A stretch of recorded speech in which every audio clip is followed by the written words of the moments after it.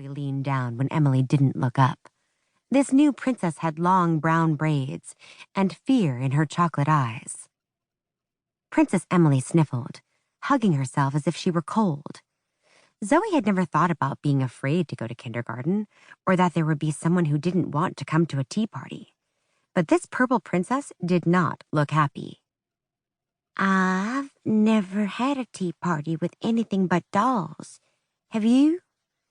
Brown braids slapped against Emily's wet cheeks as she shook her head. "I like your dress," Zoe whispered.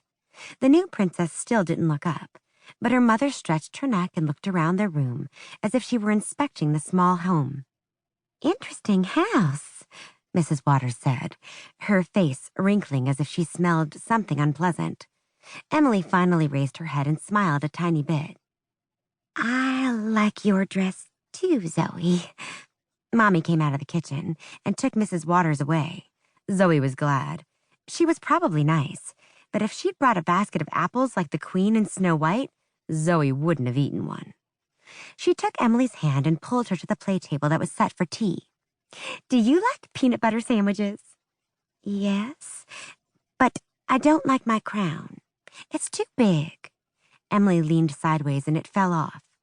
"My mommy says I'll never find a prince if I don't keep my crown on." "Mine's too small." Zoe shook her red curls and the crown bounced atop her head. "And I don't want to find a prince. My mommy says I don't have to find one if I don't want to. She told me sometimes you have to kiss a frog to get one." Both girls giggled and switched crowns as Zoe's mommy answered the doorbell. The princesses turned to watch the third little girl come into view. She was taller than them, had a wrinkled dress and no crown. A man in a dark uniform stood behind her, frowning. He was dressed like a soldier and made no move to enter the sunroom, but his hand rested on his daughter's shoulder as if he were on guard. "My wife told me I had to bring Shannon here for an hour today.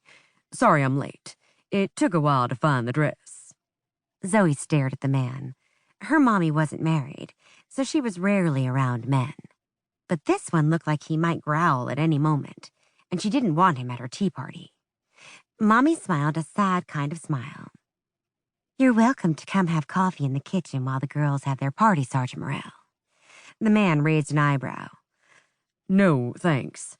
How about I come get my daughter in 1 hour?" "That sounds fine." Mommy smiled at Shannon and led her to the decorated table. She introduced each princess and told them to have a great time. Only when Mommy left, Shannon started crying, and the tea Zoe had looked forward to didn't seem much like a party. One of her special guests was crying, and the other's cheeks were still wet with tears. Zoe decided she was the worstest hostess ever. "Are you sick?" Zoe asked, guessing if the new princess was sick, the party would probably be over. Shannon shook her head. "My mommy left my daddy and me this morning." Emily whispered, "Is she coming back home? Maybe she just went to the store." "No, she packed her big suitcase, then slammed her keys on the table like they were too hot to hold in her hand. She didn't even help me find my crown. She said she couldn't look at me. It hurt too much." Zoe remembered what her mommy told her about being a hostess. She pulled off her crown and gave it to Shannon. "I have another one made of flowers. I'll wear it and be the flower princess."